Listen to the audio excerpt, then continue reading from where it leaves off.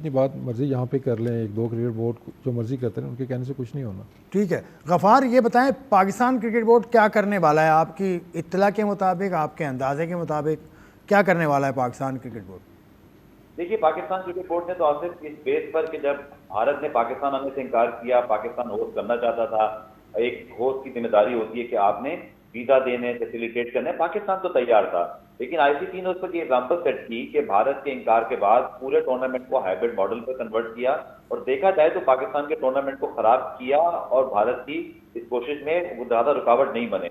लेकिन ये तो अच्छा हुआ कि पाकिस्तान क्रिकेट बोर्ड ने फिर एक उस पर जो है वो मौकफ लिया, एक सख्त स्टांस लिया पाकिस्तान क्रिकेट बोर्ड ने, और फिर ये 3 साल के लिए तय हुआ। उस बुनियाद पर पाकिस्तान क्रिकेट बोर्ड ने यहाँ पर भी उसी चीज को अप्लाई किया कि देखें, अगर आप भारत को सपोर्ट कर सकते हैं और एक टूर्नामेंट के अंदर हाइब्रिड मॉडल ला सकते हैं, तो यहाँ तो आपका एक पहले ही जो है वो एक वेन्यू मौजूद है जिसमें श्रीलंका में मैचेस हो रहे हैं। तो पाकिस्तान ने असूल की बुनियाद पर बांग्लादेश का साथ दिया कि आपको बांग्लादेश के कंसर्न को जो है वो एड्रेस करना चाहिए, और इस मामले पर हम आपके साथ हैं। लेकिन अनफॉर्चुनेटली इस बार ऐसा हुआ नहीं आसिफ। उसकी वजह है कि आईसीसी एक ऐसी ऑर्गेनाइजेशन बन गई है जिसकी कोई पॉलिसी रिटर्न नहीं है, सब कुछ जो है वो इनकी निगोशिएशन पे चल रहा होता है, और यही कंफ्यूजन है। भारत के लिए आप अलग फैसला करते हैं, पाकिस्तान के लिए या कल को बांग्लादेश के लिए आप अलग फैसला कर रहे हैं। इसमें जो इंपॉर्टेंट बात है आसिफ के हकीकत से जायजा लिया जाए तो पाकिस्तान भारत के मैच की वजह से आईसीसी का अपना मफाद जुड़ा हुआ था चैंपियंस ट्रॉफी में, उनके स्पॉन्सर्स, उनके ब्रॉडकास्टर्स, इवन जो है प्रेशर में था, तो पैसे के लिए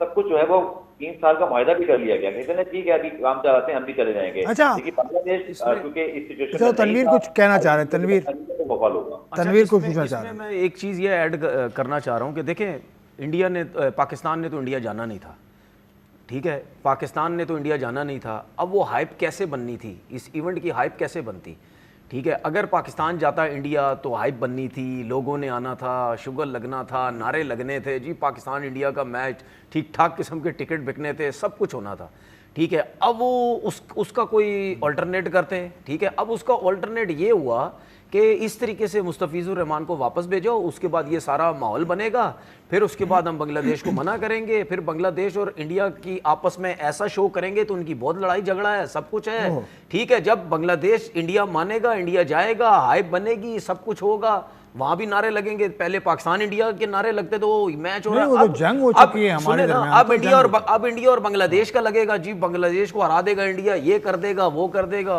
उसमें लोग जमा हो जाएंगे, उसमें पैसा बनेगा, उसमें सब कुछ होगा। क्योंकि पाकिस्तान अगर इंडिया नहीं जा रहा तो इंडिया में तो इनका टूर्नामेंट फारेगा बिल्कुल, लोगों ने इतना इंटरेस्ट थोड़ी लेना, आएंगे लोग, लेकिन वो इंटरेस्ट वो चीज़ थोड़ी है। आधे ज़्यादा लोग तो वैसे ही उन्होंने खामोश हो जाना, देखो हो गए कि यार पाकिस्तान तो आ ही नहीं रहा, वो मज़ा नहीं है, वो कुछ भी नहीं है। बहुत से लोग इंडिया में ऐसे हैं जो पाकिस्तान को बहुत पसंद करते हैं, वो जाके ग्राउंड में देखना चाहते हैं, पाकिस्तान को सपोर्ट करना चाहते हैं। जो सपोर्ट करने वाले लोग हैं वो तो आएंगे नहीं ग्राउंड में। अब इस तरीके से ये एक नया ड्रामा लगाया गया कि जी इस तरह करो, बांग्लादेश के साथ थोड़ा सा वो करो। अब मुझे एक बात बताएं, हाइप नहीं बनेगी अगर बांग्लादेश चला गया इंडिया, हाथ मिलाना खत्म हो जाएगा, एक दूसरे की तरफ देखना खत्म हो जाएगा, आपस में इस तरह खेलेंगे जैसे लड़ रहे हैं एक दूसरे, जाहिर सी बात है अब ये माहौल बन गया सारा।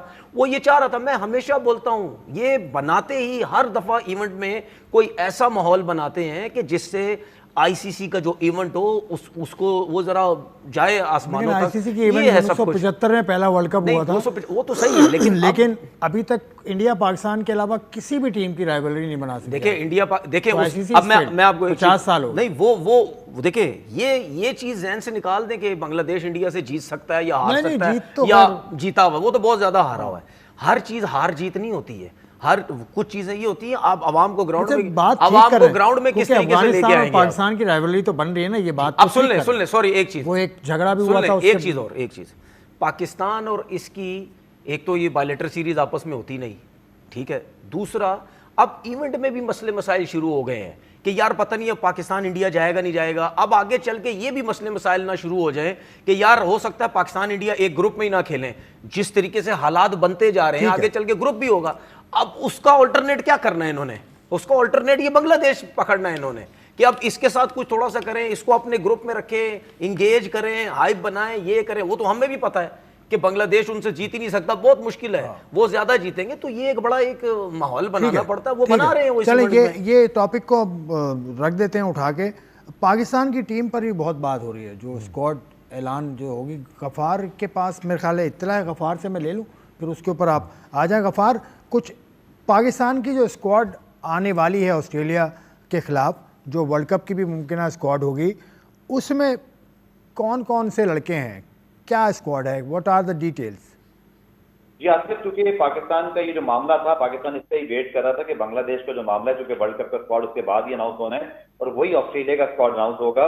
तो पाकिस्तान की टीम में आसिफ जो 15 रुकनी नाम हमें जराये से मालूम हुए हैं, उसमें 2 या 3 प्लेयर्स के ऊपर ही डाउट था, लेकिन मैं आपको तरतीब से नाम बता देता हूँ कि साहबजादा फरहान और साइम अयूब शामिल है, बाबर आजम है, सलमान अली आगा हैं, इसके साथ साथ फिर आपके उस्मान खान है, फखर जमान है, ख्वाजा नाफे और समद में टाई थी, लेकिन अब हमें ये मतलब बातें पता चल रही है कि ख्वाजा नाफे जो है वो मजबूत उम्मीदवार बन गए कि वो एक मिडिल ऑर्डर के अंदर बगैर विकेट कीपर ऑप्शन रहेंगे। उसके बाद आपके 3 ऑलराउंडर हैं जिनमें फहीम है, शादाब हैं, नवाज हैं, और उसके बाद शाहीन शाह अफरीदी, नसीम शाह, सलमान मिर्जा, ये आपके 3 फास्ट बॉलर और 2 स्पिनर आपके उस्मान तारिक और इसी तरह अबरार होंगे। तो इस तरह जो अब तक हमें जराये बताते हैं कि जो हारिस रऊफ हैं, वसीम जूनियर हैं, वो वर्ल्ड कप स्क्वाड में शामिल नहीं होंगे। वसीम जूनियर जो है वो आपके रिजर्व में शामिल होंगे, जबकि अब्दुल समद अगर वो स्क्वाड में जगह नहीं बना पाते और नाफे को एज आउट मिलता है तो वो रिजर्व में होंगे। तीसरा एक रिजर्व के ऊपर भी फैसला होना बाकी है। तो ये स्क्वाड आपका बांग्लादेश का आई थिंक जो कल फैसला हो जाएगा,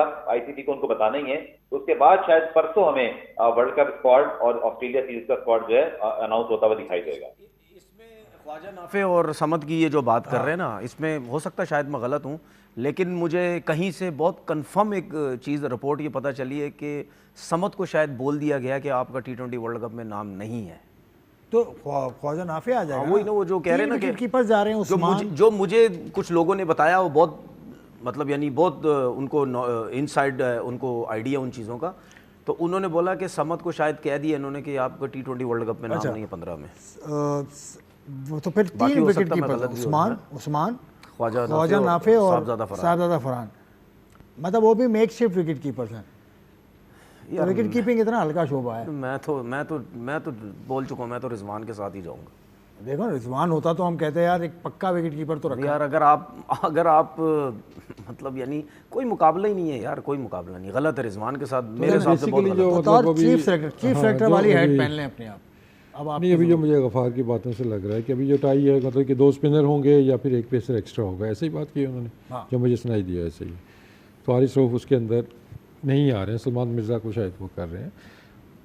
शायद आप फ़हीम अशरफ के बारे में भी सोच सकते हैं कि अगर आपने पेसर एक कम करना है तो नॉट ओनली कि आपको सिर्फ पेसर का ऑप्शन है, ऑलराउंडर का ऑप्शन भी आपके पास मौजूद है कि फ़हीम उस तरह से यूज़ भी नहीं हुआ और जो कंडीशंस है वहाँ पे आप स्पिन ऑलराउंडर के साथ ही जाएंगे।